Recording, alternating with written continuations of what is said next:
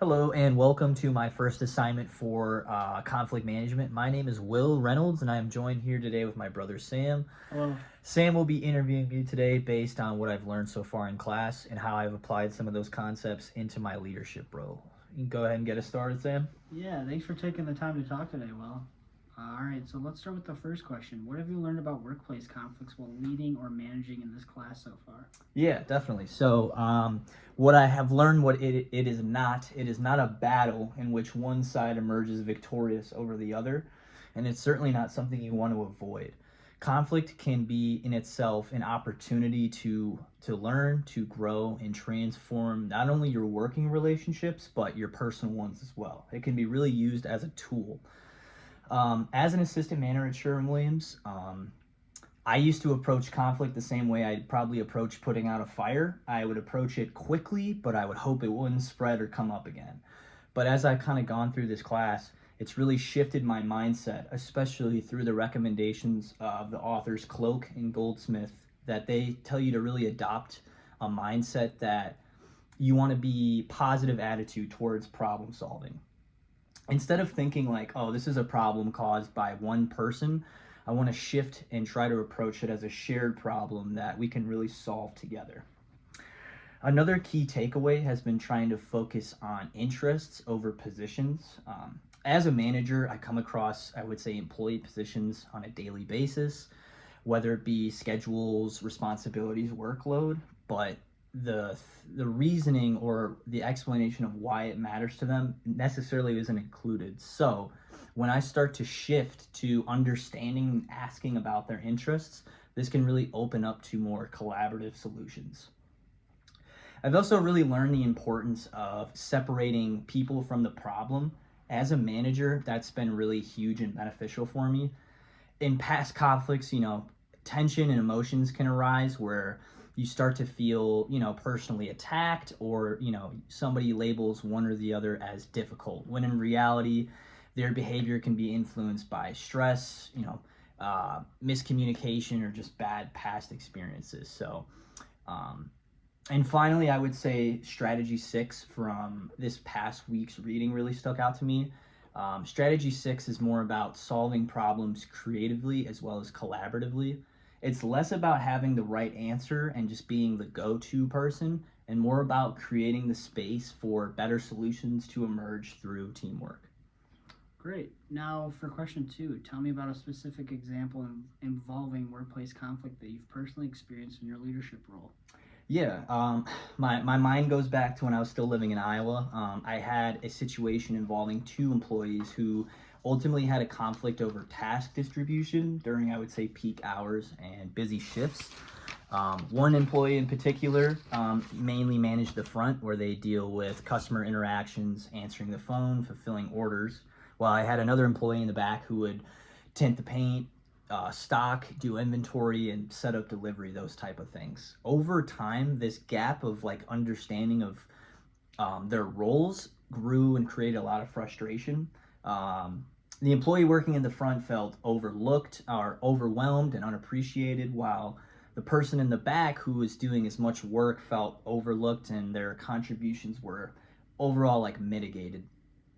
At the surface level, the conflict appeared to be about of the amount of work being done between both, but reflecting back on that and thinking about our readings about the iceberg of conflict, I mean, as you know, an iceberg is just the tip above the surface. What's beneath it really tells the bigger picture. And at first it seemed like there's obvious emotions of like frustration and resentment between both, but digging a little deeper and trying to go beneath the layers, deeper issues were popped up, like ultimately wanting fairness, wanting recognition, and a more manageable workload. These were likely expectations and perceptions, molded by their own personal experience that really influenced how each person experienced the situation. Initially, both employees were very fixed on, again, going back to those positions versus interests.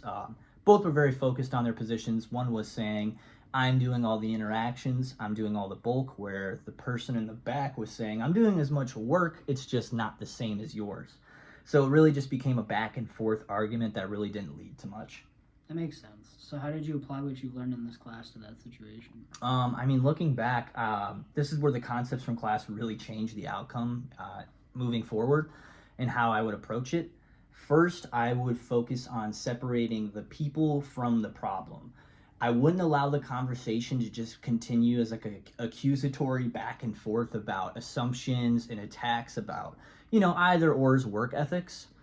I would reframe it as a shared operational issue and how the work is going to be distributed moving forward during these shifts.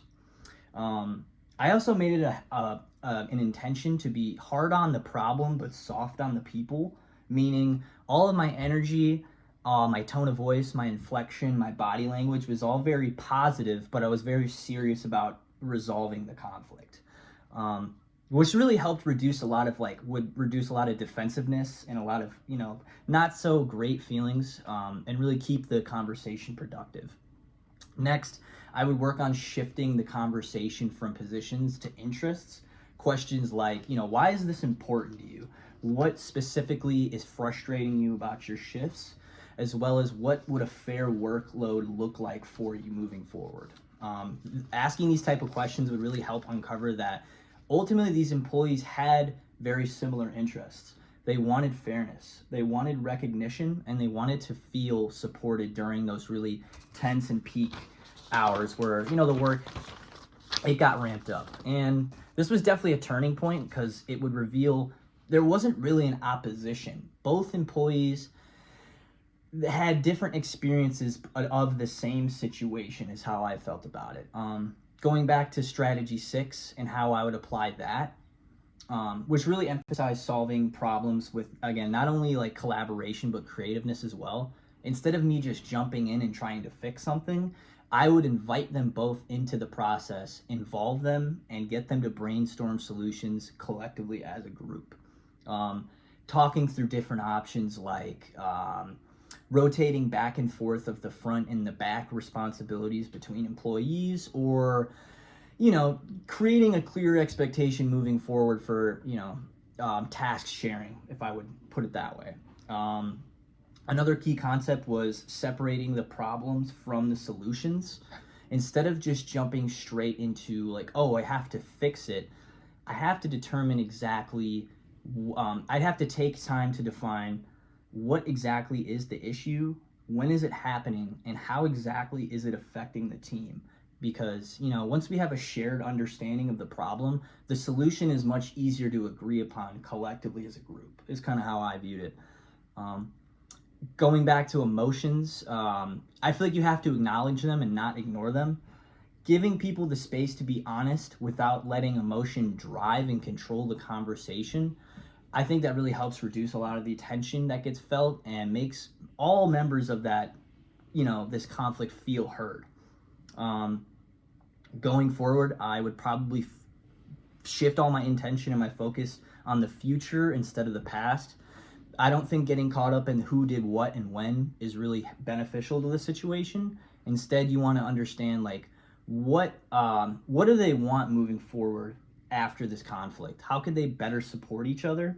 Or, what would a fair system look like between them that they can collectively agree upon? And how did that situation turn out? The situation turned out for the better. The communication channel opened. What stood out to me was that the conflict shifted from more personal and emotional to being more of like a collaborative problem-solving process. It really helped me reinforce the idea, and we talked about this in class last week, that there is no singular truth in a conflict. All we can really do to get the best outcome is to collect all these shared perspectives. And yeah, I would say once we combine the perspectives, we reach a collective solution that's for the better. Awesome. And any final thoughts on how this class has influenced your approach as assistant manager?